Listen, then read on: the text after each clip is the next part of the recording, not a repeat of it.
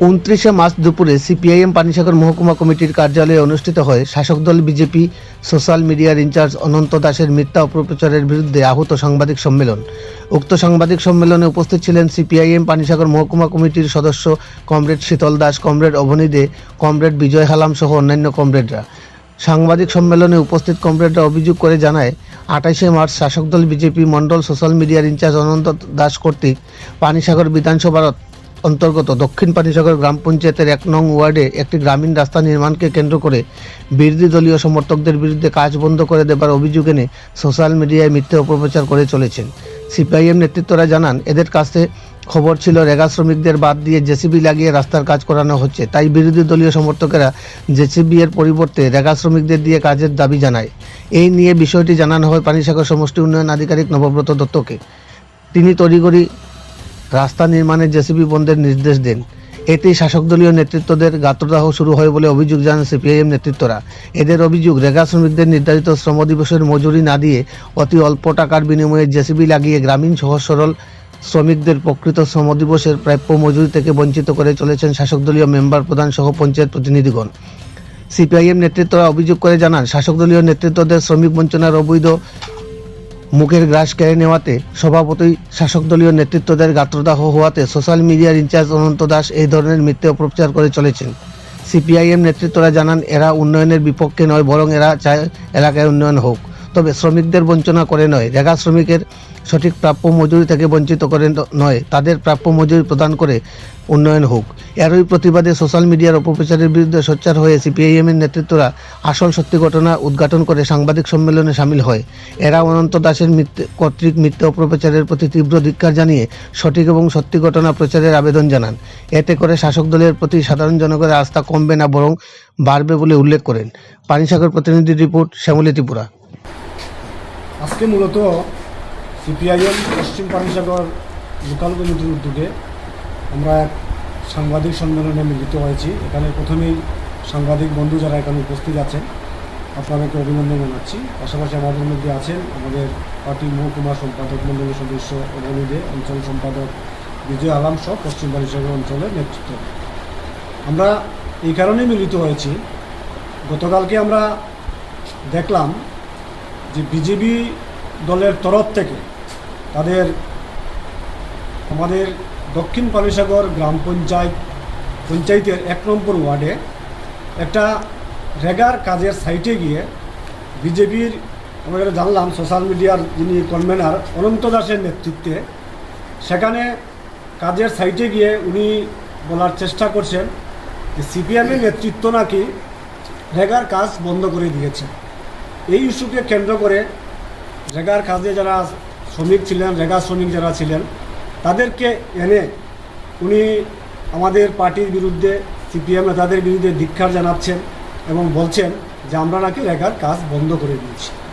আমরা আমাদের পার্টির তরফ থেকে এটাই আমরা বলতে চাই, আমরা মূলত শ্রমিক শ্রেণীর পার্টি করি, শ্রমিকের স্বার্থেই আমরা সবসময় আমরা লড়াই করছি।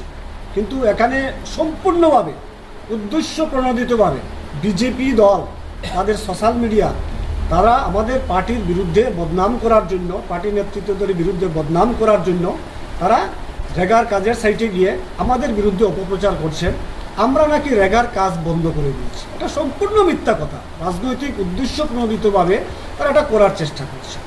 আমরা এটা লক্ষ্য করলাম যে গত 25 তারিখ থেকে এই দক্ষিণ পানিসাগর 1 নম্বর ওয়ার্ডে সেখানে একটা 2টা রাস্তা রয়েছে।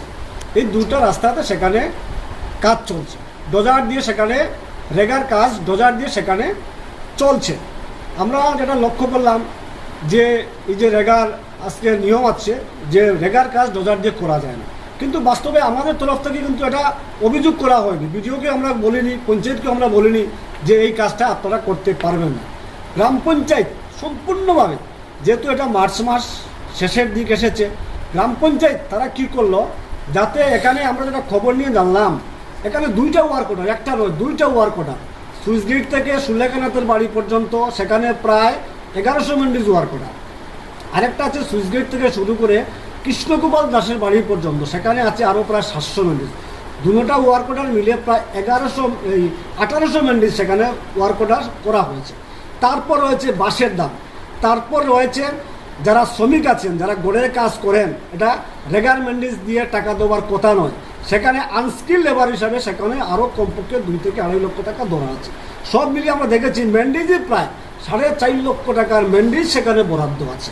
কিন্তু দেখা গেল দক্ষিণ পানিসাগর গ্রাম পঞ্চায়েতে নির্বাচিত গ্রাম পঞ্চায়েত এই টাকা আত্মসাৎ করার উদ্দেশ্যে শ্রমিকদেরকে কাজ কম দিয়ে রেগা এনে 2 থেকে 3 দিন ধরে রেগা দিয়ে সম্পূর্ণ সেখানে কাজ করছেন, যার ফলে সেখান থেকে যে বাড়তি টাকা মুনাফা যেগুলি আছে এগুলি তাদেরই পকেটস্থ। এই কারণেই মূলত তারা সেখানে ডোজার দিয়ে কাজ করার চেষ্টা করছে। তাহলে এই যে বিষয়গুলো নিয়ে আমরা দেখলাম, এটা আমরা আমাদের তরফ থেকে আমরা ধরেন কিছুদিন আগে, প্রায় সপ্তাহ 10 দিন আগে আমরা বিডিও সাহেবের সঙ্গে আমরা মিলিত হয়েছিলাম। শুধু দক্ষিণ পানিসাগর নয়, বিভিন্ন গ্রাম পঞ্চায়েতে আমরা দেখছি, ব্লকের বিভিন্ন গ্রাম পঞ্চায়েতে রেগার কাজ ডোজার দিয়ে হচ্ছে। আমাদের পরিষ্কার বক্তব্য হচ্ছে এটা তো শ্রমিক করবে।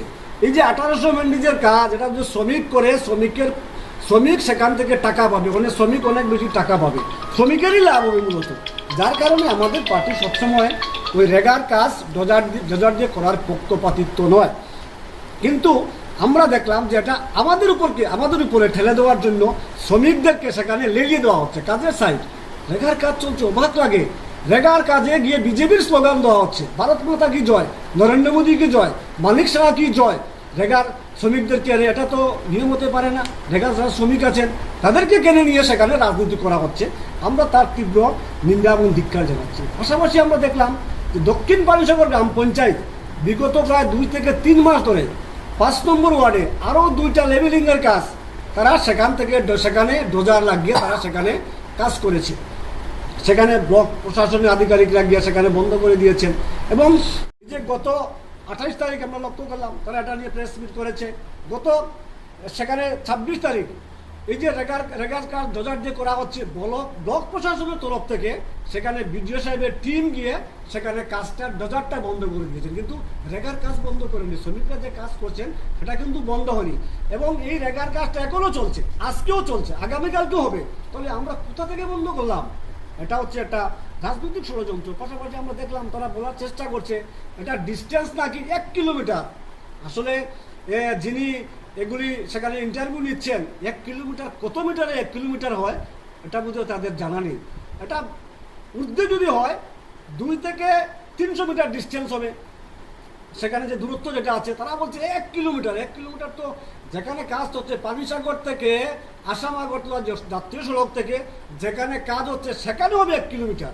আর তারা বলছে এটা 1 কিলোমিটার হয়ে যাবে। এটা সম্পূর্ণ মানুষকে বিভ্রান্ত করার জন্য তারা এগুলি করার চেষ্টা করছে। আমি দেখছি বিশেষ করে পঞ্চায়েতের যিনি উপপ্রধান আছেন কাজের সাইটে গিয়ে সেখানে শীতল দাসের বিরুদ্ধে বলছে, অবনীন্দের বিরুদ্ধে বলছে আমরা নাকি রেগার কাজ বন্ধ করে দিয়েছি। না, এটা সম্পূর্ণ মিথ্যা। তাদের রাজনৈতিক স্বার্থ চরিতার্থ করার জন্য তারা এই কাজগুলো সেখানে চেষ্টা করা হচ্ছে।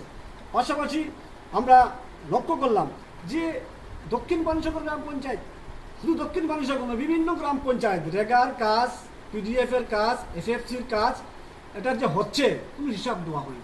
এই যে রেগার কাজটা চলছে, এখানে যে 1800 ম্যান্ডেজের কাজ চলছে, ওই মেম্বার প্রধান পঞ্চায়েতের তরফ থেকে নিয়ম আছে, রেগার গাইডলাইন আছে যে কাজ করতে গেলে আগে সাইনবোর্ড টাঙ্গাতে হয়। এখন পর্যন্ত সাইনবোর্ড লাগানো হয়নি। কারণ সাইনবোর্ড লাগানো হয়নি এই কারণেই যে সাইনবোর্ডে যদি লেখা থাকে 1800 ম্যান্ডেজ, আরও ম্যাটেরিয়াল যদি এখানে 2 থেকে 3 লক্ষ টাকা ধরা থাকে, শ্রমিকরা জেনে ফেলবে। যার কারণে সাইনবোর্ড এটা কোন সময় লাগানো হয়, কাজ শেষ হওয়ার কয়েক মাস পরে সাইনবোর্ড লাগানো হয়। হিসাব দেওয়া হয় না, কাজের কোনো হিসাব দেওয়া হয় না, পুস্তক চাপানো হয় না। বামফ্রন্ট সরকারের সময় সমস্ত হিসাব পুস্তক চাপিয়ে সেখানে হিসাবগুলো দেওয়া হতো, বর্তমানে এগুলি হয় না। পাশাপাশি আমরা দেখলাম পুকুরের কাজ দক্ষিণ পানিসাগরের, এমনকি পঞ্চায়েত প্রধানের ফিশারি পর্যন্ত হচ্ছে। ডোজার দিয়ে পঞ্চায়েত প্রধানের ফিশারি সেখানে ডোজার দিয়ে কাজ করা হচ্ছে। অসুবিধা কোথায়? শ্রমিকরা সেখানে কাজ পাচ্ছেন না।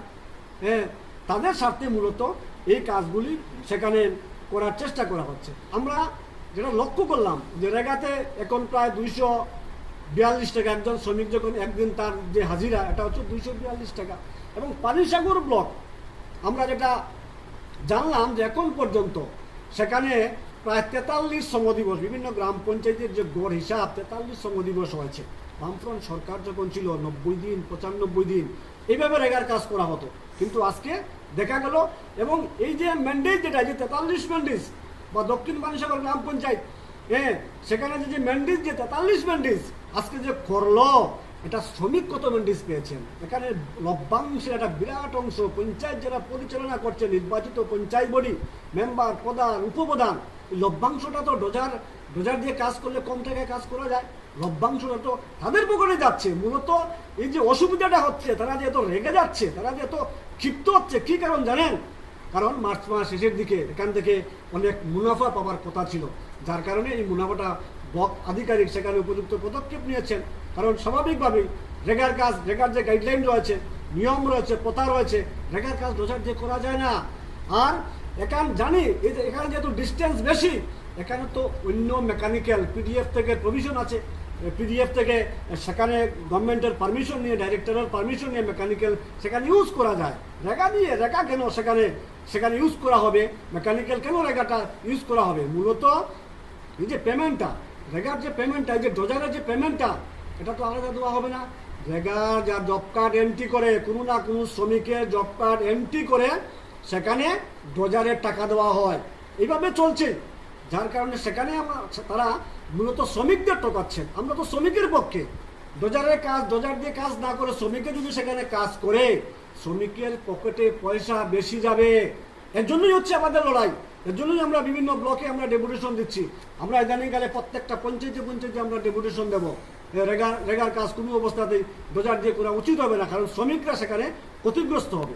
মূলত এই ইস্যু নিয়ে আমরা আজকে এখানে আমরা সাংবাদিক সম্মেলনে মিলিত হয়েছি। তার জন্য আপনাদের সকলকে আমরা আমাদের পার্টির তরফ থেকে, লোকাল কমিটির তরফ থেকে আপনাদেরকে অভিনন্দন জানাচ্ছি।